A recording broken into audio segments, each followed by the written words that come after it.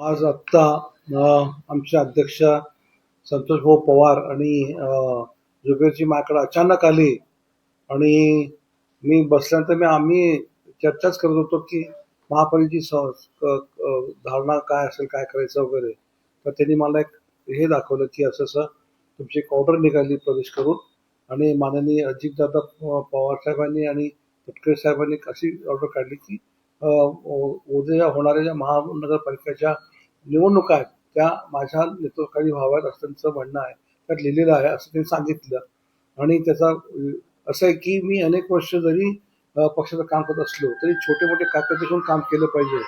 मी या पक्षाचा फार आभारी आहे की दादांनी ज्या दिवशी पहिल्या दिवशी मला बोललं त्या दिवशी त्यांनी मला एकच सांगितलं की सुधीरजी तुमच्या अनुभवाचा फायदा आपल्या पक्षाला व्हावा. आता मी ह्या पक्षात जेव्हा मला येऊन फार काही वेळ झाला नाही, मात्र एवढं मला त्यांनी प्रेम दिलं सगळ्या लोकांनी. मग तटकरे साहेब असतील किंवा मामा भरणे असतील किंवा मनसोडे साहेब असतील, आणि मला आता एवढे कार्यक्रम त्यांनी घेतले ह्या अलीकडच्या काळामध्ये की मला असं वाटतं की मी गेली 4 वर्ष ह्या पक्षात काम करतो का असा मला एक अनुभव आला. आणि पक्ष संघटनेची जबाबदारी दिल्यानंतर आम्ही नेहमी प्रयत्न केला की ज्या पक्षात राहू तिथं आम्ही इमानदारीने काम करू. आता दादांनी जेव्हा मला एवढा मोठा विश्वास माझ्यावर ठेवलेला आहे किंवा माझ्या उजव्या साईडला जुबेरभाई, डाव्या साईडला संतोषजी आहेत, पाठीमागं आमचा जनरल सेक्रेटरी प्रमोद आहे, आमचे चंद्रकांत दायमाजी आहेत आणि सर्व कार्यकर्ते, आपला वैभव, ही सगळी कंपनी माझ्याबरोबर राहणारी ही टीम असणार आहे. यांचं गाईडलाईन यांचे मदत घेऊन मी काम करणार आहे. मात्र येणारी महापालिका मला अगदी मी माझी कॉलर ट्रेट करून सांगेन की आमच्याकडे ह्या वेळेला जेव्हा आम्ही आमच्या अध्यक्षांनी जेव्हा अनाउन्समेंट केली होती की उद्या अर्ज घेऊन जा, अर्ज घ्यायला गर्दी तर होतीच होती, मात्र अर्ज द्यायला जेव्हा हे लोक आले तर ती जी गर्दी आणि त्यातला उत्साह पाहिल्यानंतर आमचा उत्साह डबल झाला.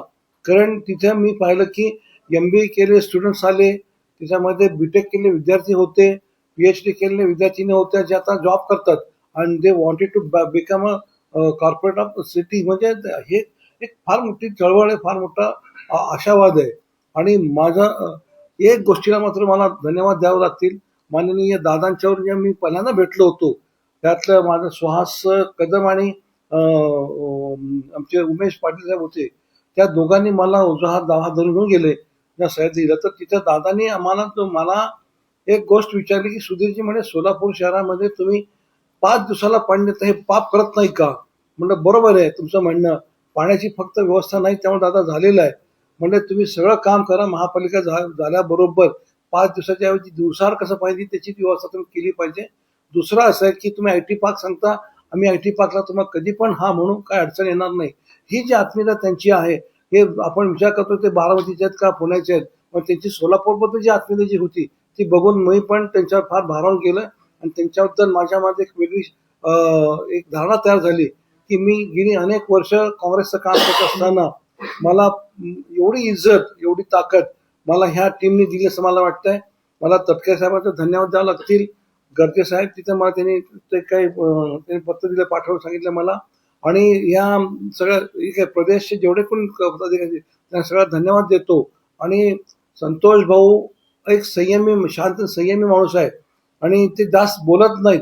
मला संतोष भाऊ एवढं ते शांत जरी असले तरी काम त्याचं फार खालच्या याच्यातून पातळीतून चालू असतं. मी जेव्हा त्यांना फोन करतो ते इथं मीटिंगमध्ये असतात वगैरे, तर हे त्याचे स्टाईल आहे काम करायची आणि त्याच्या त्या गोष्टीचा आपल्याला निश्चित फायदा होणार आहे. येणाऱ्या महापालिकेमध्ये मी स्वतः त्यांच्या म्हणजे ही जी मागची टीम माझी उभी आहे, आमचा सुहास असेल किंवा अजून कुणी पाठीमागे चंद्रकांत आहे, आम्ही सगळे तुम्हाला प्रॉमिस करतो की ह्या वेळेला आमच्या अण्णाभाऊ बनसोडे सांगितले की 75, ठीक आहे 75 हा नारा त्यांनी दिला, तरी पण आम्ही 55 ते 60च्या वर निश्चित आता आणखी प्रयत्न करणार अशी माझी धारणा आहे. आणि मला ज्यांनी शुभेच्छा दिल्या त्या सगळ्यांचा धन्यवाद, आमच्या प्रदेशला पण धन्यवाद देतो आणि आपल्या पत्रकाराला पण धन्यवाद देतो. धन्यवाद.